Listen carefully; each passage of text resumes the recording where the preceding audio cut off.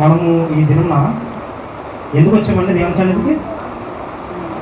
Good Friday కదా, good Friday అని చెప్పి వచ్చాము. అయితే ఈ గుడ్ ఫ్రైడే సమయంలో దేవుడు మంచి అవకాశాన్ని మనకు ఇచ్చాడు. ఏంటంటే ప్రత్యేకించి మనమందరము దేవుని సన్నిధిలో కూడుకుంటున్నాము. అయితే ముందుగా మనం ఏంటంటే దేవుడు వాక్యానికి ముందు ప్రాధాన్యత ఇవ్వాలి. ఎందుకంటే ఇక్కడ ఈ వాక్యం చదువుతాను, జాగ్రత్తగా వినండి. ప్రతి ఒక్కరు జాగ్రత్తగా వినండి. బయట ఉన్నవారు ఇక్కడ ఉన్నవారు జాగ్రత్తగా వినండి. ఇది చాలా ప్రాముఖ్యమైనది. బైబిల్ గ్రంథం అంతటిలో దేవుని యొక్క నెరవేర్పు విషయంలో, క్రీస్తు యొక్క సిలువ మరణములో ప్రాముఖ్యమైన మాట ఏదైనా ఉందంటే అది 6వ మాట, సమాప్తమైనది. ఏంటది? సమాప్తమైనది. 6వ మాట ఏంటి చెప్పండి? అది కూడా సమాప్తమైనది. ఈ 6వ మాట చాలా ప్రాముఖ్యమైనది. సో అందుకనే నేను ఈ విషయాన్ని జాగ్రత్తగా వినండి అని చెప్తున్నాను. ఎందుకంటే అందుకే ఇక్కడ ఒక వచనాన్ని చదివించాను. ఎందుకంటే ఎందుకనగా దేవుని వాక్యము సజీవమై బలము గలదై రెండంచులు గల ఎటువంటి ఖడ్గము కంటెను వాడిగా ఉండి ప్రాణాత్మలను, కేళ్లను, మూలుగను విభజించినట్టు మట్టుకు దూరుసు హృదయం యొక్క తలంపులను, ఆలోచనలను శోధించుచున్నది అని. ఈ మాట మీకేం అర్థమైందా? మీరు చదివిన మాట ఏమర్థమైందా అని చెప్పమంటారా? ఇక్కడ ఈ మాటకి యొక్క అర్థం ఏంటంటే దేవుని వాక్యము ఎంత శక్తివంతమైనదంటే మీరు ఆ వాక్యాన్ని వింటే కనుక, శ్రద్ధ పెట్టి మీరు వింటే కనుక, మీకు శరీరాన్ని మీరు బలపరుచుకోవాలంటే మీ శరీరంలోకి ఏం కావాలి? ఆహారం కావాలి, వాటర్ కావాలి, ఒక తినడానికి తిండి కావాలి. అవి ఉంటే మీ శరీరం ఏమవుతుంది? బలపడుతుంది. అలాగే మీ యొక్క ఆత్మ బలపడాలి అంటే మనము ఎబ్రీ గ్రంథం 4:12 చదువుకున్నట్లుగా దేవుని యొక్క వాక్యము ఒక ఖడ్గము కంటే, వాడిగల ఖడ్గము కంటే చాలా పదునుగా ఉంటుంది.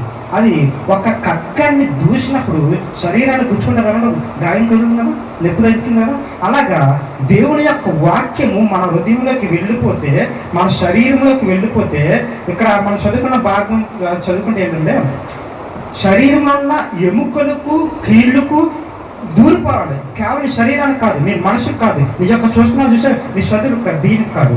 నీ విన్న వాక్యం ఎక్కడికి వెళ్తానంటే నీ శరీరం అంతా నిండిపోవాలి. అలా నిండిపోయేలా నీ వినగలిగితే మాత్రమే దేవుని వాక్యం నీకు అర్థమవుతుంది. ఓకే, అర్థమైనా?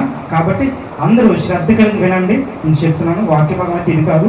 ఇది మీకు ఇష్టం ఏంటంటే కృషి చేయడానికి మేమందరినీ ఈ వాక్యాన్ని నేను చదివించాను. అయితే అందరూ తల ఉంచండి, ప్రార్థన చేసుకున్నాం. దయచేసి ప్రతి ఒక్కరు కూడా చాలా ఆసక్తి కలిగి వినండి. చాలా తక్కువ సమయంలో నాకు సమయం. జనరల్గా నేను ఎక్కువ మాట్లాడతాను, కానీ మీకోసం నేను క్లుప్తంగా వివరించాలని అనుకున్నా. అయితే 19వ అధ్యాయం 30వ వచనం చదువుకున్నాం. 19:30. యేసు ఆ శిరక పుచ్చుకొని సమాప్తమైనదని చెప్పి తల వంచి ఆత్మను అప్పగించాను. చాలా ఇక్కడ యేసు ప్రభు ఒక శిరకనిచ్చారు. దాహము కలుగుతున్నప్పుడు శిరకను పుచ్చుకున్న తర్వాత యేసుక్రీస్తు పలికిన మాట ఏంటి? సమాప్తమైనది అని చెప్పారన్నమాట. సమాప్తమైందంటే ఏం సమాప్తమైంది? అసలు సమాప్తమైందంటే అర్థం ఏంటి? అయిపోయింది, ముగించబడింది. అంతేగా దానికి అర్థం. సమాప్తమైందంటే అయిపోయింది, ముగించబడింది. ఇంకా ఇక్కడితో క్లోజ్. అంతే, ఇంకా తర్వాత ఇంకేమలేదు, ఇక్కడితో క్లోజ్. అయితే ఏం ముగించబడింది? మనం ఆలోచించినట్లయితే ఏం ముగించబడింది? అసలు యేసు ప్రభు శిలువలో ఉండి సమాప్తమైనదని ఎందుకు పలుకారు? అసలు యేసుక్రీస్తు ప్రభు భూమి మీదకి రావడానికి గల కారణము ఏంటంటే ఈ మాటలోనే ఉంది. అసలు ఆయన భూమి మీదకి వచ్చి, అసలు ఆయన ఎవరు? భూమి మీదకి రావడానికి నువ్వెవరు? నిన్ను ప్రేమించడానికి, నీ కొరకు శిలువలో ప్రాణత్యాగం చేయడానికి, నీ కొరకు తన శరీరంలో ఆ కొరడ దెబ్బలు కానీ, ఆ యొక్క ముళ్ళ కిరీటం కానీ, ఇవన్నీ ఆయనకి ఎందుకు అవసరమా? ఎందుకు? అసలు ఎందుకు ఇవన్నీ భరించాల్సిన అవసరానికి ఏమొచ్చింది? ఇప్పుడు పక్క వాళ్ళకి ఏదైనా అయిందంటే, ఫర్ ఎగ్జాంపుల్ మీకు లాస్ట్ మంత్ మేరమ్మ గారికి చిన్న ప్రమాదం జరిగింది. మీ సంఘంలో మీకు తెలుసు, మీ సంఘంలో జరిగిన ప్రమాదం బట్టి మీకు తెలుసు. అలా ఒక ప్రమాదం జరిగినప్పుడు మీరు ఏం చేస్తారు? ఆ వ్యక్తి ఎవరైతే దాడి చేసే ఆ వ్యక్తిని బట్టి మనము ప్రార్థించే వారంగా ఉండాలి. ఓకే, ప్రార్థించే వారంగా ఉండాలి. దాడి జరిగింది అయినప్పుడు మనం ప్రార్థించబడమాట. అలా కాకుండా మనము తిరిగి రివెంజ్ తీసుకోవాలి, ఆ వ్యక్తి మీద పగ తీసుకోవాలంటే ఈ పాస్టర్ గారు ఆ దినమున చాలా ప్రేమతో ఆ వ్యక్తిని ఏమనుకున్నా చాలా ప్రేమతో ఆయన్ని ఆదరించారు. ఇంకా అవునా కదా, ఆదరించారు. మీ అందరికీ తెలుసు అప్పుడు జరిగించాను. అయితే అలాగా మనము ఆదరించే వారంగా ఉండాలి అని నేర్పింది ఎవరు? అసలు ఆయనకి మీ పాస్టర్ గారికి ఆ ప్రేమ ఎలా వచ్చింది? ఈ దినమున మీరు ఇంతమంది వచ్చారు, మీరు ఇంతమంది వచ్చినప్పుడు మీ అందరికీ ఆయన మీకోసం వాటర్ మిలాన్ ఇచ్చారు, తర్వాత మీకోసం ఆ బటర్కి ఇచ్చారు. ఎందుకు? ఆ ప్రేమ ఎక్కడి నుంచి వచ్చింది? ఆయనకు అవసరమైంది. సుమారుగా 40 రోజులు అవుతుంది. ఈ 40 రోజుల నుంచి కూడా ఆయన ప్రతిరోజు ప్రయాసపడుతూ మీ కొరకు సుమారుగా ఈ యొక్క అట్టుపడి కోసం కానీ ఆ యొక్క బటర్మిల్ కోసం కానీ సుమారుగా 25,000 ఖర్చు ఉంటుంది. 40 రూపాయలు. ఎందుకు? ఆయన ప్రేమించడం అవసరం ఏంటి? ఆయనకి ఏమొస్తుంది? మీ అందరికీ వాళ్ళు ఏం ఉపయోగం? ఎందుకంటే సమాప్తమైందని చెప్పాడు దేవుడు. ఈ సమాప్తమైన దాంట్లోనే ఆయన ప్రేమ ఉంది. దేవునికి స్తోత్రం. హల్లెలూయా, హల్లెలూయా. అసలు ఏంటి సమాప్తమైనదంటే, ఇక్కడ మనం 5 మాటలు మనం చూసుకున్నట్లయితే ఈ 5 మాటల్లోని ఏంటంటే ఆయన కొద్దిగా బాధతో కానీ కొద్ది ఇబ్బందితో కానీ లేకపోతే ఒక వేదనతో ఆయన పలికిన మాటలు 5 మాటలు. కానీ ఈ మాట మాత్రం ప్రభువు సంతోషంతో ఎలా సంతోషంతో ప్రభువు సమాప్తమైనదని తెలియజేశారు. అసలు ఏమి సమాప్తమైనదని మనం చదువుకున్నట్లయితే 17వ వచనం, యోహాను సువార్త 17వ అధ్యాయము 4వ వచనం. చేయుటకు నీవు నాకిచ్చిన పని నేను సంపూర్ణంగా నెరవేర్చి భూమి మీద నిన్ను మహిమపరిచితిని. దేవునికి స్తోత్రం. హల్లెలూయా. నేను భూమి మీదకి వచ్చి నీవు నాకు ఏదైతే పని అప్పగించావో ఆ పనిని నేను పూర్తి చేసి నిన్ను మహిమపరుస్తున్నాను అని ఎవరు చెప్పారైనా? తండ్రి అయిన దేవునికి. మీ యొక్క అధ్యాయం చదివితే తండ్రి అయిన దేవునికి ఆయన ప్రార్థన చేస్తున్నాడు. ప్రార్థన చేస్తున్నప్పుడు, ప్రభువా నీవు నాకు తండ్రి, నా ప్రియ పరలోకపు తండ్రి, మీరు నాకు ఒక పనిని అప్పగించారు కదా, ఆ పనిని నేను ముగించడానికి సంపూర్ణంగా నెరవేర్చి భూమి మీద నిన్ను మహిమపరచడానికి ఎవరిని? దేవుడు అంటారు. ఎందుకంటే ఇంతవరకు భూమి మొదలైంది, సృష్టి ప్రారంభమైంది మొదలుకొని ఇప్పటి వరకు యేసుక్రీస్తు మరణం వరకు కూడా ప్రజలు ఎలా ఉండేవారంటే ఒక బానిసత బ్రతుకు, లేదంటే ఏదైనా ఒక హింసలు, లేదంటే కొన్ని దాడులు, లేదా ఒక వ్యక్తి దగ్గర, ఒక అధికారి దగ్గర, ఒక యజమాని దగ్గర ఒక దాసిలా బ్రతకడమే జరిగింది. కానీ అలా జరిగినప్పుడు కూడా దేవుడు అలాంటి జరిగినప్పుడు పరిస్థితులు కూడా తండ్రి దేవుడిని పక్కన పెడేసి ప్రజలందరూ ఏం చేసేవారు? విగ్రహారాధన చేసేవారు. ఏం చేసేవారు? విగ్రహారాధన. ఇప్పుడు చేస్తున్నారు కదా విగ్రహారాధన. ఈ విగ్రహారాధన చేస్తూ ఉండేవారు. ఇలా విగ్రహారాధన చేస్తున్నప్పటికీ కూడా దేవుడు మనుషులందరినీ ప్రేమించి, ఎవరిని ప్రేమించి? మనుషులందరినీ ప్రేమించి. అంటే ఎవరు? వాళ్ళు సెపరేట్ ఏ ఎట్లా ఉన్నారు మనుషులందరూ? ఎవరు? నువ్వే మనిషి, నేనే మనిషి. నిన్ను నన్ను దేవుడు ప్రేమించి, లోకంలో ఉన్న మనుషులందరినీ దేవుడు ప్రేమించి, ఈ లోకంలో ఇంతవరకు ఉన్న ప్రజలు ఎంతమందితో పుట్టి ప్రారంభం మొదలుకొని ఇప్పటివరకు పుట్టడం మొదలు పుట్టి పెరిగి చనిపోయి తిరిగి లేచి ఇలా ఉన్న ప్రజలందరూ ఎంతమంది ఉన్నారో వాళ్ళందరినీ దేవుడు ప్రేమించి తన మహిమ, తండ్రి దేవుడి ఆయన పరమ తండ్రి యొక్క మహిమ కుమారులు కూడా ఉంది. ఆ కుమారుడు యేసుక్రీస్తు ప్రభువు. ఈ యొక్క కుమారుడు యొక్క ఉన్న మహిమ కూడా పరలోకంలో ఉండాల్సిన ఆ మహిమ ఎక్కడ ఉండాలి? మహిమ అది పరలోకంలో ఉండాలి. పరలోకంలో ఉండాల్సిన ఆ మహిమ పరలోకంలో ఉండకుండా నీ కోసం నా కోసం ఏం చేసింది తెలుసా? భూమి మీదకి వచ్చింది. దేవునికి స్తోత్రం.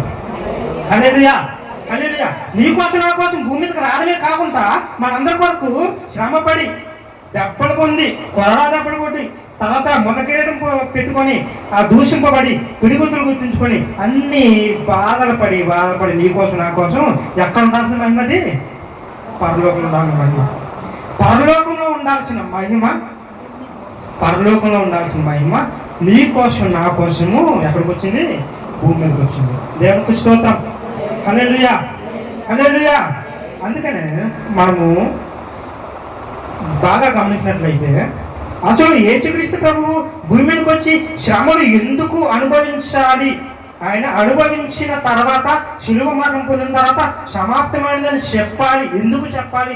ఎందుకైనా సమాప్తమైనది అని అంటే ఇది వరకు కూడా మనుషులందరూ కూడా హెబ్రీ 10 మొదటి నుంచి హెబ్రీ 10 అధ్యాయము ధర్మశాస్త్రము రాబోసిన మేలును సాయగలదే కానీ ఆ వస్తువుల నిజ స్వరూపం గలది కాదు గనుక ఆ యాజకులు ఏటేటా ఎడతెగకుండా అర్పించు ఒక్కటే విధమైన బలులు వాటిని తెచ్చి వారికి ఎన్నడూను సంపూర్ణ సిద్ధి కలుగు చేయనారవు. దేవునికి స్తోత్రం. హల్లెలూయా, హల్లెలూయా. అంటే ఈ యొక్క ధర్మశాస్త్ర గ్రంథంలో ఈ యొక్క మాటకు అర్థం ఏంటంటే, యేసుక్రీస్తు ప్రభువు భూమి మీదకి వచ్చినప్పటికీ ఆయన శిలువ మరణం శిలువలో ఆయన బలి అయ్యారు కదా. అప్పటి వరకు యూదులు కానీ దేవుని పిల్లలు కానీ చేసే పని ఏంటంటే యాజకులు అనేవాళ్ళు ఏం చేస్తారంటే దేవుని మందిరానికి వచ్చి, ఇప్పుడు మీ పాస్టర్ గారు మీ కొరకు ప్రార్థన చేయమంటే ఏం చేస్తారు? ప్రార్థన చేస్తారు. దేవుని మందిరానికి వచ్చి మీరు అందరి కొరకు ప్రార్థన చేస్తారు. ధర్మశాస్త్ర గ్రంథంలో ఏం జరిగిందంటే, యేసుక్రీస్తు ప్రభువు రాకముందు, యేసుక్రీస్తు ప్రభువు వచ్చినప్పుడు కూడా శిలువలో మరణించినంత వరకు కూడా జరిగిన సంఘటన ఏంటంటే, యాజకుడైన వాడు దేవుని యొక్క మందిరానికి రావాలి, ఎదుటి వారి కొరకు ప్రార్థన చేస్తే ఎవరైతే ప్రార్థన చేయించుకుంటున్నారో వాళ్ళు వచ్చి ఒక బలి పశువును దేవుని యొక్క మందిరానికి తీసుకురావాలి. ఏం తీసుకురావాలి? బలి పశువు. జాగ్రత్తగానండి, ఏం తీసుకురావాలి?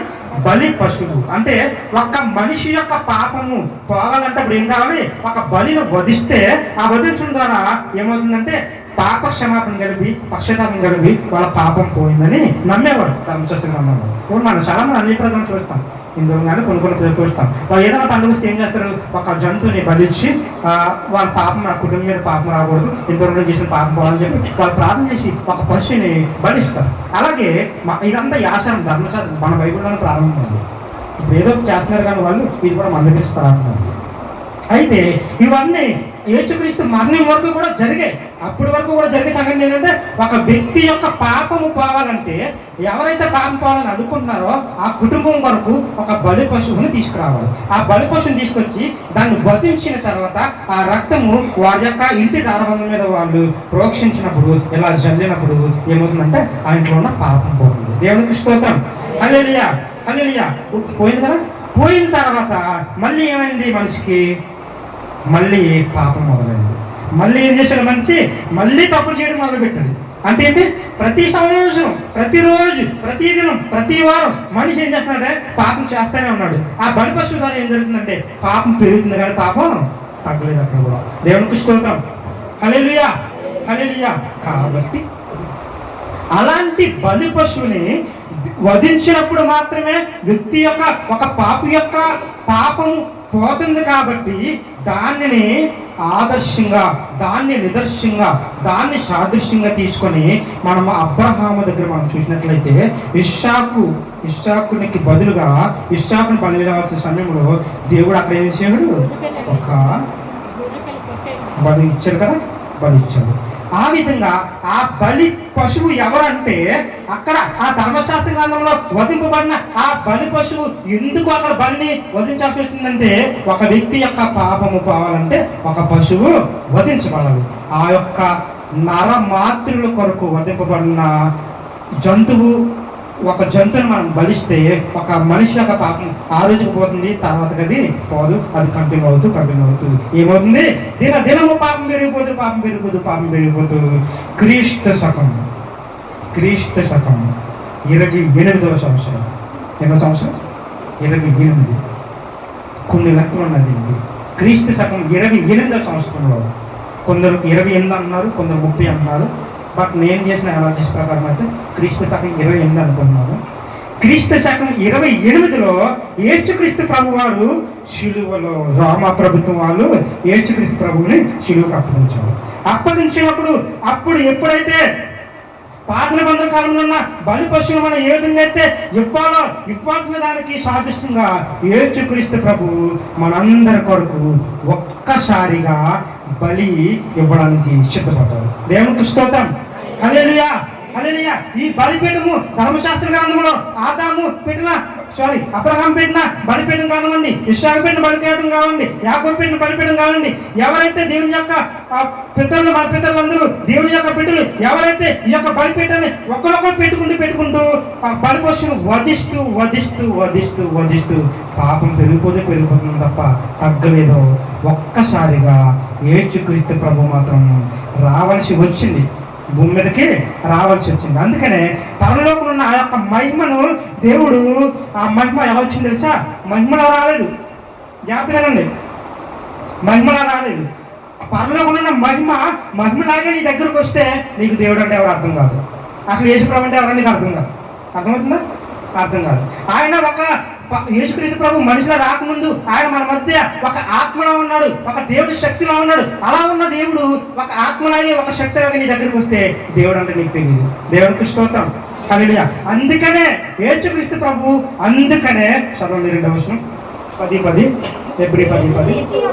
యేసుక్రీస్తు యొక్క శరీరము ఒక్కసారి అర్పింపబడి చేత ఆ చిత్తమును బట్టి మనము పరిశుద్ధపరచబడి ఉన్నాము. దేవుడికి స్తోత్రం, హల్లెలూయా. అందుకనే ఈ 10వ వచనం మనం చదువుకున్నట్లయితే యేసుక్రీస్తు యొక్క శరీరము ఏంటది?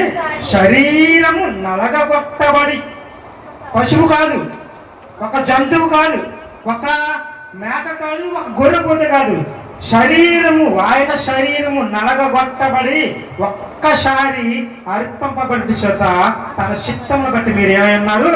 పరిశుద్ధపరచబడి ఉన్నారు.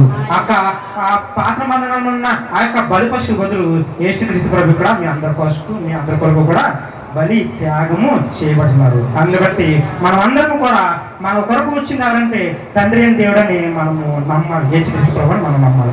ఎందుకంటే ఈ యొక్క ఆదాము పాపము చేసినప్పుడు, హవ్వ పాపం చేసినప్పుడు అక్కడ ఏ విధంగా అయితే దేవుడు ఆదికాండం 3వ అధ్యాయంలో చూసినట్లయితే ఒక స్త్రీ సంతానం ఈ యొక్క సంతానానికి వైరాన్ని కలిగజేస్తానని దేవుడు చెప్పి అక్కడ వారిని తల మీద నిన్ను కొట్టును కొట్టడం అంటే ఎలా కొట్టుంటారు తల మీద కొట్టిన తెలుసా?